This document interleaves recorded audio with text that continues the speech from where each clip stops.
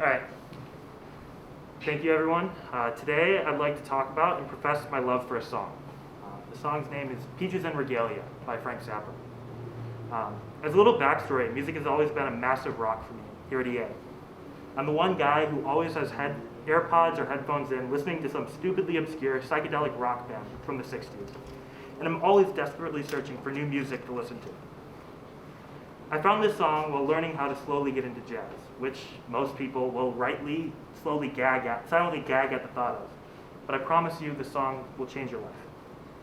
The song isn't exactly a jazz title either. It came out at a point in the late 60s where bands were beginning to heavily experiment with rock music. The Beatles were coming out with albums like the White Album and Abbey Road, and not to mention the work that bands like Jefferson Airplane and the Jimi Hendrix Experience and more were doing at the time. It seemed like rock music was at its turning point. But Frank Zappa brought back these old ideas that had been experimented with earlier by artists like Miles Davis and John Coltrane, with jazz-infused funk and rock, and blended them with the psychedelic sound of the late 60s. So what's the point of all this? Why did I tell you about some dumb song from the late 60s? I think Peaches gives us a glimpse into the future and the past of the sound of the late 60s, showing the future orchestrated guitar, heavy big band sound that bands like Jethro Tull, Pink Floyd, and others would emulate in the early 70s, while also showing the musical chops and instruments of the era before him.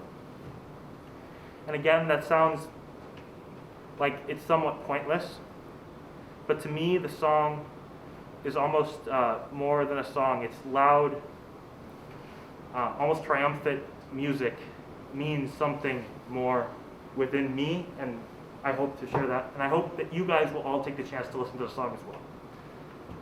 And now I feel like, also like Christopher, I've taken a little bit of time. And I feel like I need to give some thank yous and first to every single teacher that I had the pleasure of being taught at EA. Thank you for pushing me to work harder to improve myself every day. And a special thank you goes out to Mr. Rafferty. Thank you for always leaving your door open to always to have some conversation about some obscure historical event, music, and just about any other thing you can think of. And also for literally getting me into college. To Mr. Sept, who rejuvenated my love for math. To Mr. Sanchez, whose long conversations have helped shape my views about the world around me, and for your impeccable sense of humor.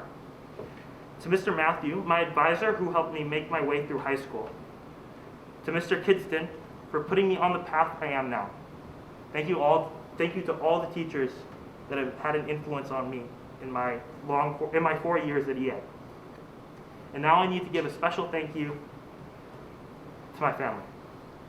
Finally, Dad, thank you for always being a male role model I can look up to, for your amazing stories, and for giving me my love for history and music. Oliver, thank you for always being the best little brother I could ever ask for.